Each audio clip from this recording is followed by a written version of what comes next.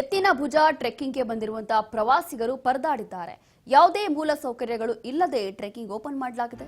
ವ್ಯವಸ್ಥೆ ಮಾಡದೆ ಟ್ರೆಕ್ಕಿಂಗ್ಗೆ ಅರಣ್ಯ ಇಲಾಖೆ ಹೇಗೆ ಅವಕಾಶ ಕೊಡ್ತು?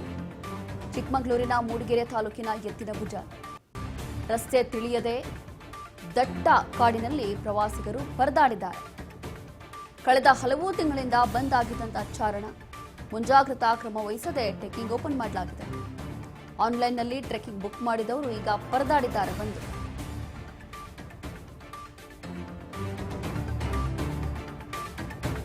ಹೀಗೆ ಎತ್ತಿನ ಭುಜ ಟ್ರೆಕ್ಕಿಂಗ್ ಬಂದಿರುವಂತಹ ಪ್ರವಾಸಿಗರು ಪರದಾಡಿದ್ದಾರೆ. ಯಾವುದೇ ಮೂಲ ಸೌಕರ್ಯಗಳಿಲ್ಲ. ಈಗಾಗಲೇ ಹಲವು ದಿನಗಳಿಂದ ಬಂದ್ ಮಾಡಲಾಗಿತ್ತು. ದಿಢೀರಾಗಿ ಈಗ ಟ್ರೆಕ್ಕಿಂಗ್ ಓಪನ್ ಮಾಡಿದ್ದಾರೆ. ಜೊತೆಗೆ ಅರಣ್ಯ ಇಲಾಖೆ ಹೇಗೆ ಅವಕಾಶ ಕೊಡ್ತು ಅಂತ ಹೇಳಿ ಗೊತ್ತಿಲ್ಲ. ಆನ್ಲೈನ್ನಲ್ಲಿ ಬುಕ್ಕಿಂಗ್ ಓಪನ್ ಇದೆಯಂತೆ. ಯಾರೋ ಪಾಪ ಪ್ರವಾಸಿಗರು ಆನ್ಲೈನ್ನಲ್ಲೇ ಬುಕ್ ಮಾಡ್ಕೊಂಡು ಬಂದಿದ್ದಾರೆ. ಬಂದು ರಸ್ತೆ ಗೊತ್ತಾಗಿಲ್ಲ ಅವ್ರಿಗೆ. ದಟ್ಟ ಕಾಡಿನಲ್ಲಿ ಅರಣ್ಯ ಪ್ರದೇಶ ಇದೆಲ್ಲವೂ ಕೂಡ ಆ ಸಂದರ್ಭದಲ್ಲಿ ಒದ್ದಾಡಿದ್ದಾರೆ ಪ್ರವಾಸಿಗರು.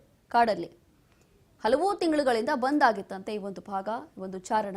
ಆದರೆ ಅಧಿಕಾರಿಗಳು, ಅರಣ್ಯ ಇಲಾಖೆ ಅಧಿಕಾರಿಗಳು ಅದು ಹೇಗೆ ಆನ್ಲೈನ್ನಲ್ಲಿ ಬುಕ್ಕಿಂಗ್ ಓಪನ್ ಮಾಡಿದ್ರು ಏನೋ ಗೊತ್ತಿಲ್ಲ. ಯಾವುದೇ ಮುಂಜಾಗ್ರತಾ ಕ್ರಮ ಇಲ್ಲ, ಯಾವುದೇ ಮೂಲ ಸೌಕರ್ಯ ಇಲ್ಲ. ಪ್ರವಾಸಿಗರು ಬರ್ತಾರೆ ಅಂತಂದ್ರೆ ಇನ್ನು ಪ್ರತಿದಿನ ಅದೆಷ್ಟು ಸಾವಿರಾರು ಜನ ಬರ್ತಾರೆ ಏನೋ ಗೊತ್ತಿಲ್ಲ. ಅಂಥದ್ರೂ ಕೂಡ ಇಂಥ ಪ್ರದೇಶಗಳಲ್ಲಿ ಅತಿ ಹೆಚ್ಚಾಗಿ ಸಾವಿರಾರು ಜನ, ನೂರಾರು ಜನ ಹೋಗ್ತಾರೆ ನೋಡ್ಲಿಕ್ಕೆ ಇಂಥ ಒಂದು ಟೈಮಲ್ಲೂ ಕೂಡ, ಈ ಒಂದು ವೆದರ್ ಅಲ್ಲಿ. ಹೊರಟಿದ್ವಿ, ಆನ್ಲೈನ್ ಬುಕಿಂಗ್ ಮಾಡ್ಕೊಂಡಿದ್ವಿ. ಟ್ರೆಕ್ ಓಪನ್ ಇದೆ ಅಂತ ಬುಕಿಂಗ್ ಮಾಡಿದ್ದಾರೆ. ಆದ್ರೆ ಇಲ್ಲಿ ಬಂದು ನೋಡ್ತೀವಿ, ರೋಡ್ ಬ್ಲಾಕ್ ಇದೆ. ರೋಡ್ ಕ್ಲಿಯರ್ ಮಾಡಿಲ್ಲ forest officer. This is not done. They have to clear everything and then allow everyone to book the ticket. ನಿಮ್ಮ ಜೊತೆ ಯಾರು ಗೈಡ್ಗಳು ಯಾರು ಬರಲಿಲ್ವಾ? ನಮ್ಮ ಜೊತೆ ಯಾವ ಗೈಡು ಬರಲಿಲ್ಲ. ನಾವು ಅವ್ರಿಗೆ ಕರೆದ್ರು ಕೂಡ ಅವ್ರು ಬಂದಿಲ್ಲ. ನಮಗೇನು ಗೈಡು ಮಾಡಿಲ್ಲ. ನಾವು ಅರ್ಧ ತನ ಹೋಗ್ಬಿಟ್ಟು ವಾಪಸ್ ಬಂದಿದ್ದೀವಿ. ಆಮೇಲೆ ಅಲ್ಲಿ ವಾಟರ್ ಪೈಪ್ ಬರ್ಸ್ಟ್ ಆಗಿದೆ, ಫುಲ್ ನೀರು ಬರ್ತಾ ಇದೆ. ಅದನ್ನು ಕೂಡ ಯಾರು ಏನು ಮಾಡಿಲ್ಲ. ಈ ತರ ಮಾಡಿದ್ರೆ ಸೇಫ್ಟಿ ರೀಸನ್ಸ್ ಇರುತ್ತೆ, ಯಾರು ಬರೋದಿಲ್ಲ. ದೊಡ್ಡ ಗಿಡ ಬಿದ್ದಿದೆ, ಅದನ್ನ ಕ್ಲಿಯರ್ ಮಾಡಿಲ್ಲ. ಟ್ರೆಕ್ಕಿಂಗ್ ಹೊರಟಿದ್ವಿ, ಆನ್ಲೈನ್ ಬುಕಿಂಗ್ ಮಾಡ್ಕೊಂಡಿದ್ವಿ. ಟ್ರೆಕ್ ಓಪನ್ ಇದೆ ಅಂತ ಬುಕಿಂಗ್ ಮಾಡಿದ್ದಾರೆ. ಇದೀಗ ಟ್ರೆಕ್ಕಿಂಗ್ ಬಂದಿರುವಂತಹ ಪ್ರವಾಸಿಗರು ಒದ್ದಾಡಿದ್ದಾರೆ. ಮೊದಲನೇದಾಗಿ ಆನ್ಲೈನ್ನಲ್ಲಿ ಬುಕಿಂಗ್ ಓಪನ್ ಇತ್ತು, ಹಾಗಾಗಿ ನಾವು ಆನ್ಲೈನಲ್ಲೇ ಬುಕಿಂಗ್ ಮಾಡ್ಕೊಂಡು ಬಂದಿದ್ದೀವಿ. ಆದರೆ ಇಲ್ಲಿ ಆ ಒಂದು ಸಂದರ್ಭದಲ್ಲಿ ಯಾವುದೇ ಸಿಬ್ಬಂದಿ ಆಗಲಿ ಅಥವಾ ಯಾರೂ ಕೂಡ ನಮ್ಮ ಜೊತೆ ಬರಲಿಲ್ಲ, ಕೇಳ್ಕೊಂಡ್ರು ಕೂಡ.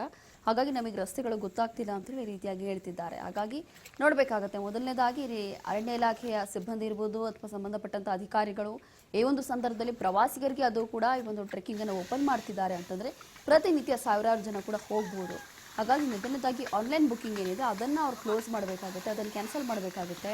ಅದಾದ ನಂತರ ಇಲ್ಲಿ ಮೂಲ ಸೌಕರ್ಯಗಳೇನು ಬೇಕು, ಅಥವಾ ನಿಜವಾಗ್ಲೂ ಕೂಡ ಇಷ್ಟು ತಿಂಗಳಿಂದ ಇಲ್ಲಿ ಕ್ಲೋಸ್ ಆಗಿತ್ತು, ಎಲ್ಲ ಬಂದಾಗಿತ್ತು ಅಂತಂದರೆ ಏನಕ್ಕೆ ಬಂದಾಗಿತ್ತು, ಇವಾಗ ಸಡನ್ನಾಗಿ ಹೇಗೆ ಓಪನ್ ಆಯಿತು, ಓಪನ್ ಆಗಿದೆ ಅಂತಂದರೆ ಮುಂಜಾಗ್ರತಾ ಕ್ರಮವನ್ನು ತಗೊಂಡಿದ್ದಾರೆ ಅಥವಾ ಇಲ್ವಾ, ಏನಾದರೂ ಅನಾಹುತಗಳಾದರೆ ಯಾರು ಜವಾಬ್ದಾರಿ ಅನ್ನೋಂಥದ್ದು ಈಗ ಇರುವಂಥ ಒಂದು ಪ್ರಶ್ನೆ.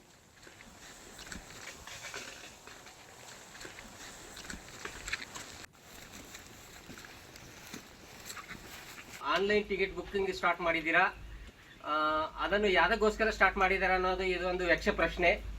ಆಮೇಲೆ ನಾವು 15 ಜನ ಹೋಗಿ ಬಂದಿದ್ದಕ್ಕೆ ನಮ್ಮ ಜೊತೆ ಒಬ್ಬ ಹುಡುಗ ಇದ್ದಾನೆ. ನೀವು ನಿಮ್ಮ ಫಾರೆಸ್ಟ್ ಮಿನಿಸ್ಟರ್ ಯಾರು, ಅವ್ರಿಗೋಸ್ಕರ ಎಸ್ಪೆಷಲಿ ನಿಮಗೋಸ್ಕರ ಇದನ್ನು ತೋರಿಸ್ತಾ ಇದ್ದೀವಿ.